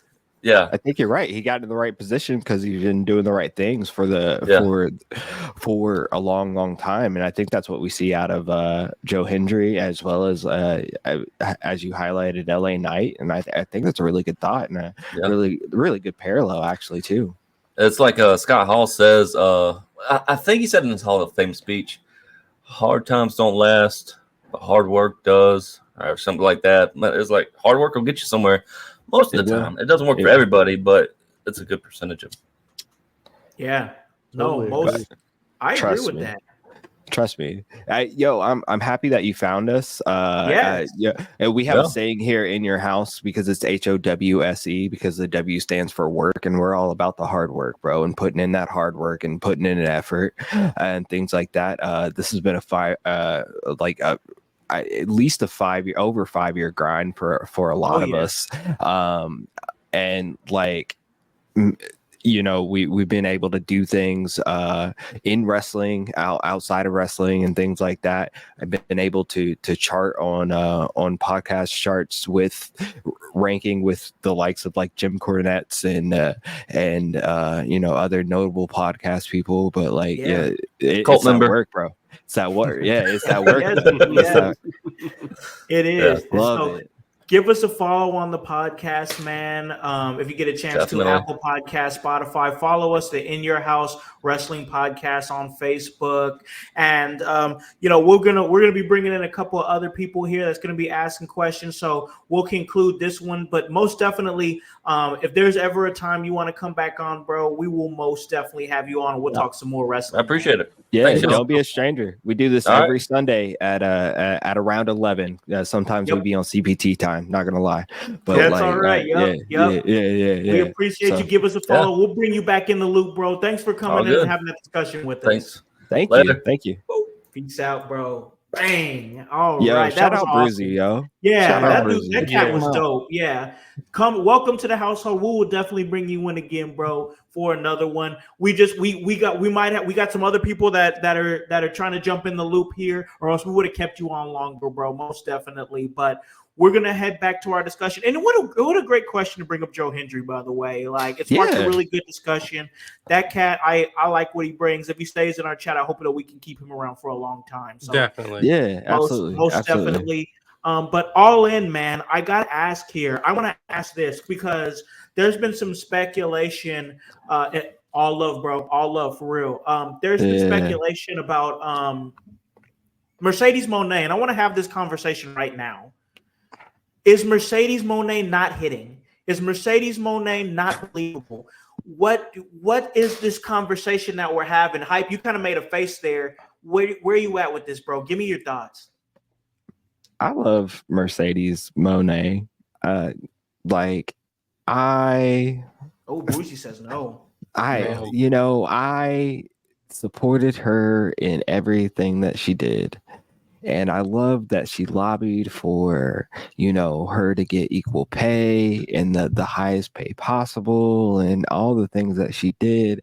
And I'm not like, I don't think I'm blaming her per se for the issues that I'm seeing in her AEW feuds. But I'm also not blaming her because these are choices that she made. She chose to stay in AEW, and I don't know. She's not hitting, bro. She comes across corny as hell. Like that's one thing. Yeah, I'm just like I'm at a loss because I'm like, how did you go from Sasha Banks to being the boss of all bosses to like being the blueprint, the bank statement, everything that you were to now like you look like the future bankrupt. Yeah, it's that's tough, man. It's hard to hear just because I love me some, like when she was Sasha Banks, I loved her, man. But like when I see her on clips, it's just like it's cringy, bro. Like, it's not, bro. Them checks ain't bouncing or ain't cashing. They bouncing. It's I don't know if because I thought she would be better at acting. But I know that the parts that she had on TV or on the shows that she was on, like they weren't huge parts, but like I don't believe her acting at all. Grun, your finger was up there. You had a thought, bro? Yeah, I think I just figured it out. WWE has at that time very strict on the promos, very strict on what you say. Yeah. What we're seeing is what happens when Sasha Banks or Mercedes Moné has complete creative freedom. The fact is, I think what we are discovering is that Mercedes Moné or Mercedes Varnado has an exceptionally unrealistic high believes in her own hype way too much. I think she believes she's the best woman in pro wrestling today, but what we're seeing is she had to put it in her entrance song what to chant. They didn't.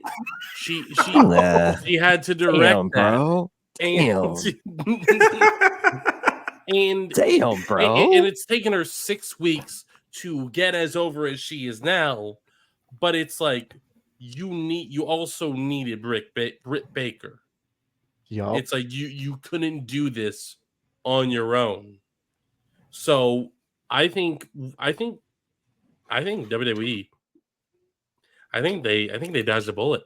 I think Mercedes. I think her career is in serious jeopardy right now because I think we're discovering that AEW is where you go. You have a giant ego and truly believe. Oh no, there's no fucker better than me. I'm fucking better than everybody else. They don't fucking know who they're hiring. They don't fucking know what they're doing. It's like, dude, chill the fuck out. Chill the fuck out, bro. Okay, because Dude, we got Scarface over there. I just want to counterpoint you. Although I agree that she is not hitting right now, I do still believe that she is still one of the best wrestlers in the world. I think she's great. I just don't think she's as good. I will concede that I think she needs credit. I think she needs a better writer. Or writing team for the stories, angles, and things that she's doing, because I know that she could hit if they were written in a certain way that. Oh damn! Oh, Brucey with the ether. Damn. Whoa! Oh shit, bro! I mean, they put that over really hard in WWE. That she's. They did too. I cannot deny that. I cannot deny that. I'm not trying to take shots at TK. Like, I'm not trying. I'm just, but also, like, if he is head creative and all these stories come from him, and then he's just like, go with this, like, there needs to be a change in that, because like some of these stories don't hit right for me, and they are not. They could absolutely be better, and then like that's all I want out of my AEW is just better. Yeah, I agree with that. I agree with that, and we're gonna definitely continue this conversation. We have some great traction in the chat, but we have our second call in here, our second stream in. So we're gonna go ahead and bring them on. We're gonna give them an opportunity to bring a statement here, anything that they want to talk about. We'll discuss it. We'll give them their thoughts, and it's just a quick little call in. And this one is it's my son, Elijah Howse. All right, bring him on. Bring him on. What is up, boy? Hey, everybody. What's up? All right, my man. All right, so you got a thought that you wanted to bring the team IYH here. What did you want to talk about here? Okay, so I don't know if you guys have talked about it or not, but there's like a lot of speculation, especially in like the AEW to WWE talk right now. We have names like Ricky Starks. Like interested in WWE, I've heard from reports. So I was just gonna come on here and ask you, do you think that Ricky Starks in WWE is a possibility? Oh yeah. I think that's definitely. happening. I hope that's happening. Honestly, and that's Cody's boy too. That's Cody's boy. And just look at Ethan Page right now. What has Ricky done in the AEW in the last year? What has he done? They've completely forgotten about him, and they wanted him to turn.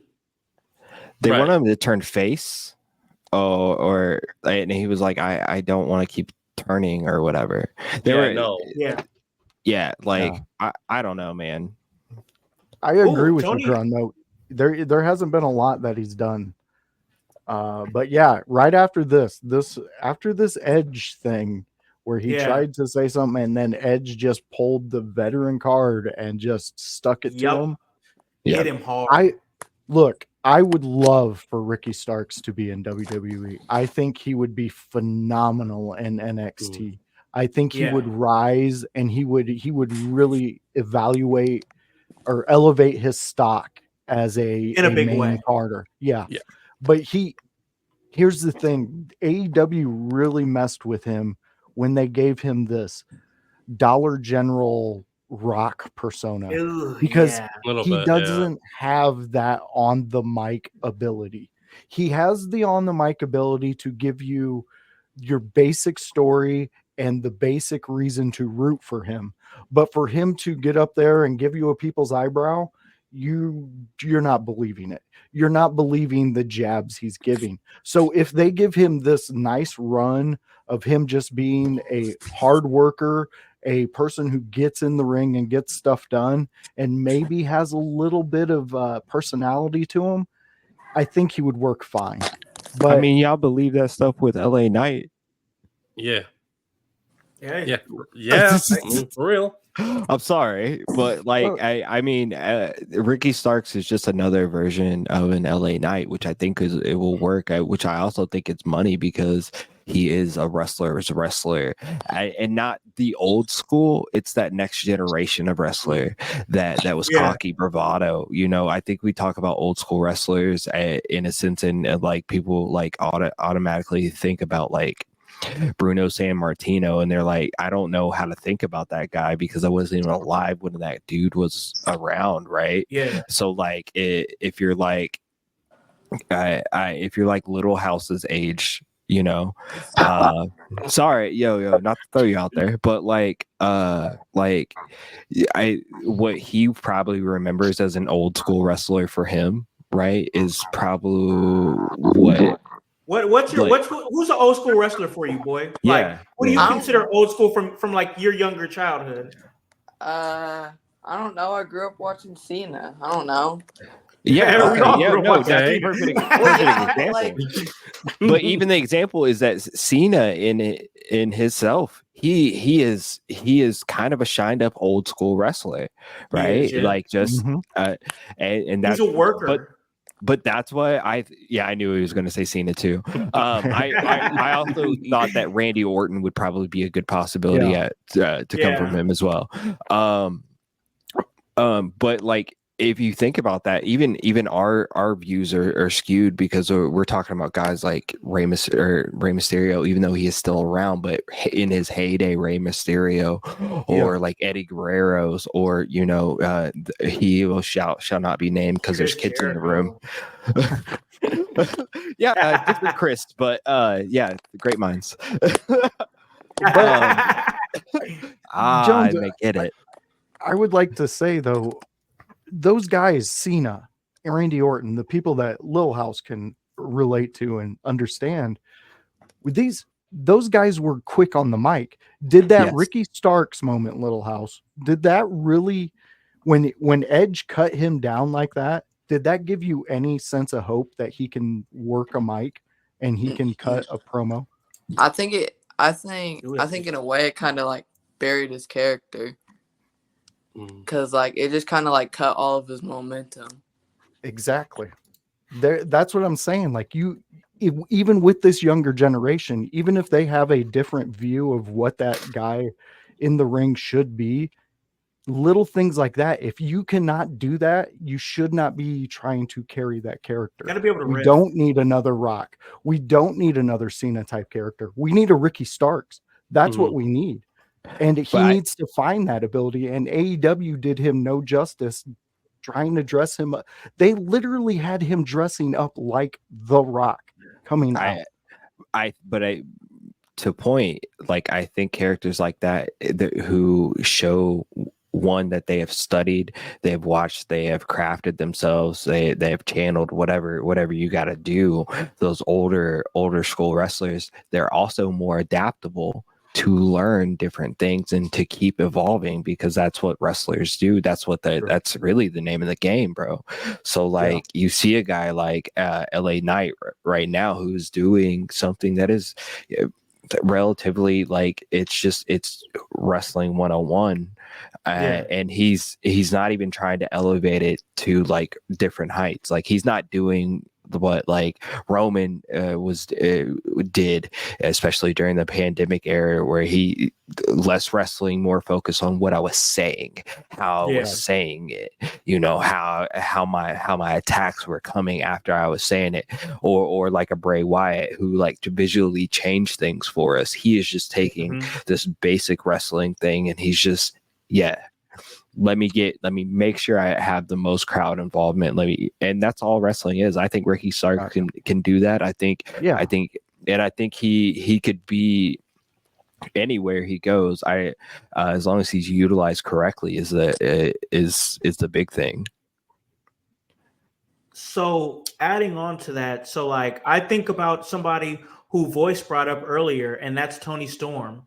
And Toni Storm, when she was in WWE, it was very much like she was like, I don't know if you guys remember, I might say her last name wrong, but like Ashley Mazzaro, when she was in WWE through Tough Enough and like trying to be like that tough looking blonde chick. Like, it was very much like Toni Storm very much was another version of like 4 or 5 wrestlers who did what she was doing, and it wasn't different at all. And that's kind of what you see with Ricky Stark, who, like Toni Storm, is good in his own right, but is kind of doing something and looks like somebody who's had a lot more success in the business than him.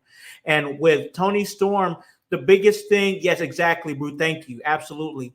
But my points in bringing her up is that when she pivoted and became timeless Tony Storm, that's when we was able to really appreciate Tony Storm for Tony Storm and not just Tony Storm trying to be somebody else. I think that Ricky Starks needs to find his timeless Tony Storm. I think he needs to find something that's going to be him being him, but sets him apart from everybody else. And I think that that's a good thought as far as with him. And I remember Tony Nese. I think, is Tony Nese still doing stuff with AEW right now? I know he was on the lower card, but yeah, he's still there. Oh wow, he's still there. I can't believe it. That's crazy. He's there. Hey, he's still there. Like, wow, Yeah, he's still hanging around. Sheesh. But Grun is we'll not wrap this up impressed with your performance. Not impressed at all. I think Tony Nese is dead in the water. ROH. Yeah, he's OG yeah, saying. he's hit. He's with ROH. Okay, yeah, I think he's hit the pinnacle of his career for sure. Talented guy, don't get me wrong, but definitely hit that ceiling. But Zay, what do you think? You brought up Ricky Stark. Let's get your thoughts. What do you think about Ricky Stark with WWE? And is that something that you want to see? Do you think that it could work? What are your thoughts? At first when I started not watching, but tuning into AEW, because at the time I was tuning into AEW every week because that Adam Cole and MJF stuff.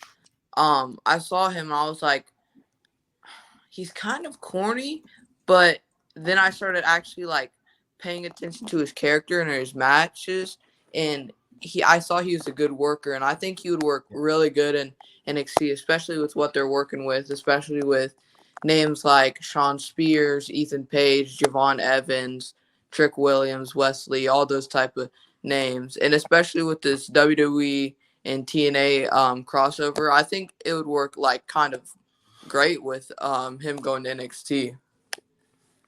I like that. Yeah, no, that's good thoughts. I definitely say that he's doing great things, or can do great things, that is, in NXT if he gets that opportunity. Cody can bring him in. I think it's a good thing because I definitely feel like his time in AEW, just let that go. Let this guy get a chance. And I looked up his age. He's 34. So on a wrestler's timeline, especially with the way athletes are nowadays, he's probably still got another good 5 or 6 years in him. So let's definitely see what we can do with that and put him in a good situation to flourish in his career. So yes, still young. Most definitely, Bruce is still young. But we appreciate you coming on, Zay. We'll definitely get you back in the rotation when we do one of these episodes again. But great question, great thought, man. I guess I'll see you in the living room, bro. Hey, it's good to still see you alive after the Sandman incident. Right. Yeah. I'm glad to see you still kicking, man. Yeah, you handled that well. Right. Very You're good. bad security, but you handled that well. All right, man. We'll holler at you, bro. See Peace, you little guys. house. Later. All right. So that was great. Most definitely another stream in, another call in. That's great stuff. We got a chance to talk to my son. We got a chance to get a new member of the household. Bruzy came in, had some real good thoughts on Joe Hendry. And we talked a little bit of AEW All In. But guys, we got to wrap this up. Call this a really great episode.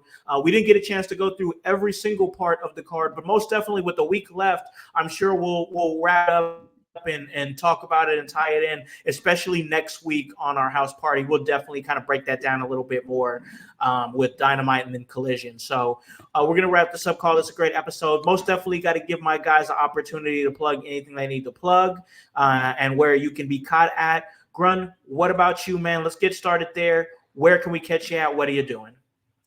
Well, you can catch me on Twitch at twitch.tv/Grummeister, where I'll be gaming whenever I feel like it. But Friday nights, when I am when illness is not kicking my butt, I will be live at 7 p.m. Eastern, giving you the SmackDown preview review show from Grun's room. Yes. We love it. Grun's Room, doing great work for SmackDown and doing great work for our SmackDown preview show, and keeps us in that loop. That's exactly what we need, and we definitely love it. Voice, you already know, man, you do a lot of great work. We appreciate all that you do. Of course, you're now known to me as the educator of Extreme. Where can we catch everything that you are doing, bro? Well, Window Liquors, Household, Grun's friends, your friends, my friends, you can catch me tomorrow night at 7 p.m. with the blue-eyed villain himself, where we jump on the Monday Night Raw preview show, where we give you 3 topics that we want to discuss from the previous Raw, and we get you ready for Raw. We kick you off, 8 p.m. you go have fun. It's a good time. Me and Grun really have a great time doing this. It's a real fun time for us on a Monday. It's something we look forward to, much like our Sunday household parties. Also, you can catch me on the Friday night at 6 p.m., the ECW watch along, where me and House walk through a great promotion called ECW, and we get extreme. We have a watch along where I pick out a match, and hopefully House has never seen it, and I can introduce him to some, I don't know, blood, guts, anything, anything that pops off. I mean, New Jack has been on our screen and he has demolished people. So it's a fun time. Come join us. We have fun there. And then we kick you off. That sends you into Grun's room. And, you know, Grun, stop pulling your sister's hair. You know, it's a fun time over there where he's talking SmackDown. And then you can always catch me hanging out on the Sunday house parties where I give you my opinion on whatever we're talking about. You also caught me with Jones on the smoke sesh, which he's going to tell you about when we talk to him. But that was a fun time, and I really think you guys are really going to enjoy that show once it gets rolling. And it's a thing. You guys are going to really like what he's putting together. Yeah, most definitely hype. His unique mind and the way that he looks at things always makes for great content. And that's just a great segue to give him the floor right now. Producer of the show, Hypocrisy Jones, what can we catch you at, bro? Yo, what up, household out there? What up, everybody? My name is Hypocrisy Jones, or at least that's what I go by. I don't know. I got other names and stuff, but you can find me right here on the In Your House Network. The guys talked about the smoke sesh. This is an up and running show. We're trying to figure this out, bro. What it is I just want to give you like short news briefs about what's going on in the wrestling community, whether it's not necessarily the in-ring action like we cover in here, or like the over in Dice. I just want to give you enough time to, you know, smoke and listen about some wrestling, bro. It's that smoke break. It's that smoke sesh show.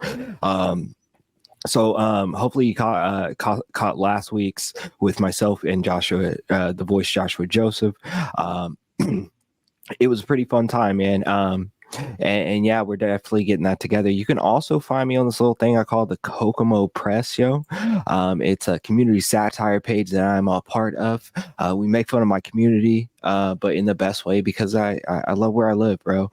But you know, sometimes you gotta highlight the bad to make stuff better. So like, you know, we try to do what we can in the most humorous way as possible, if possible, and things like that. But I don't know, we have a good time. Not only is it a page, we do an open mic night every Thursday night at a place called Cooper's Pub. So if you're in the Midwest of Indiana, near Kokomo, Indiana, come check us out on a Thursday. Every Thursday at 8 p.m. We do pop-up shows. You guys saw in the ad break earlier, Harvest Fest. We are deeply involved with that. That's a show coming up. We have a show coming up in Gas City that we just announced that I'm pretty excited for, and I will be I believe I will be hosting. Is a brewery called Gas City Brewery in Gas City invited us out to come do our Kokomo Press thing. So it's going to be a fun night. I can't wait for that. That's coming September 13th, and then September 14th, as you heard earlier, is Harvest Fest. Harvest Fest is a free show, bro. You can come out there, you can camp, you can have a good time, you can chill, you can smoke your method. It's just shit. Try not for it to be the meth, but you know,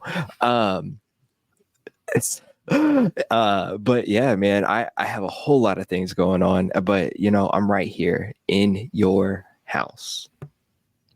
Man, most definitely. And you guys already know where you can find me at. Most definitely not smoking meth at all. And that's going to be here in your house. And I also want to bring up real quick, if you can bring the link up here. And of course, Bruzy's still here, so I want to bring that up because we didn't bring it up. Our house call IYH Discord. We have a Discord that we have. It's really starting to we're starting to gain a little traction with it. So check that out, hop in there, and everything's all organized. Whatever you want to talk about is right there. And also we're going to be doing special exclusive stuff there, and that'll give people in our Discord more opportunities to come onto the show, to say their piece. Remember, guys, I mean, when we go that podcast, we got motion, y'all. It's just the truth. It's not a lie. I mean, we've hit podcast charts. We're listened to internationally, where we're getting huge downloads back again here, and it's been a 5-year grind to get to the point where we are at. So we're very proud, and we're always trying to stay current and stay evolved.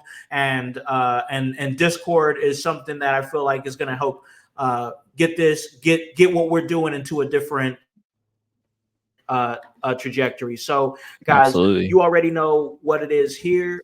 We're going to be doing great work, and we're going to continue with what we've been doing. And of course, that's the Joshua Joseph Show, man. You got to love it. And that, of course, is Window Lickers, and he has Grunmeister there. They do their Raw preview show. That is great.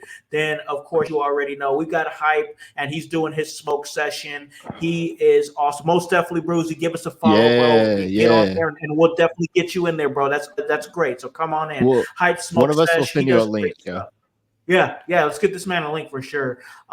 Smoke Sesh, love what he's doing. Just a little something to get you guys to and from work, or to get you through that break at work. It's great stuff. We love it. Then on Wednesday, y'all, we get real granular. We dig deep into Monday Night Raw, as it's the Raw deal with Howse and O'Neil, myself, and the amazing, divinely designed Annie O'Neil. We talk everything that goes down on Monday Night Raw, and we do a really great job. She's been a great addition to the team. Then Friday, those ECW watch-alongs, one of my favorite parts of the week that we do. Awesome for sure.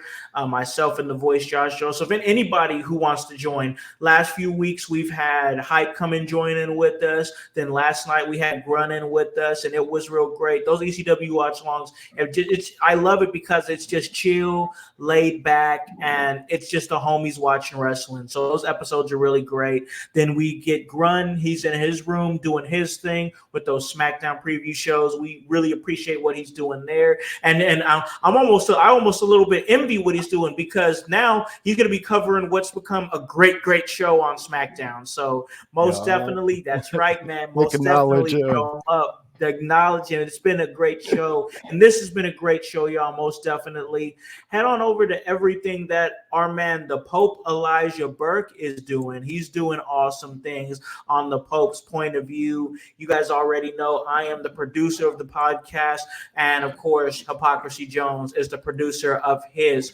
interview series, which comes in video, and then we convert it over into the podcast form as well. So he's doing great things. Bro, we got a doozy coming, bro. Yeah, I can't talk about it, but bro, once Pope drops it, we'll talk about it here on the show, most definitely. But yeah, follow everything he's doing, and we'll see a little bit more of him at the end of the show. But guys, you already know what's up with us. We're going to be here giving you guys that content, talking wrestling, because we got that love for the wrestling. We got that passion for it. That's right, the Elijah Express, my man. Great dude, great guy. But guys, you already know it's at Alacon House, all those social medias. But most importantly, follow us at the In Your House Pod, or the In Your House Wrestling Podcast. That's right there on Facebook. And of course, that's HOWSE, and the W stands for work. So you guys already know the vibes. For the Grunmeister, for the voice, Josh Joseph, for Hypocrisy Jones, for divinely designed Annie O'Neil, and for the world's most dangerous podcaster paragon, I am Alacon, the Concept House. To remind you to tell a friend, to hop on this bandwagon. Get on. or get gone because the household is still going mighty strong. You guys have a great day. Have a great rest of your week. Peace. Hello, everyone. It's the Pope Elijah Burke, founder and president of the Love Alive charity. I wanted to take this brief moment to share with you my charity's continued humanitarian efforts to positively impact the impoverished communities in and around the greater Jacksonville area. This cannot be possible without your support. If you'd be so kind, please take a moment to visit our website, love-alive.org, to learn more about the charity and its mission. Also, feel free to donate to our 501c3 organization that operates off of the donation of the public, which is you.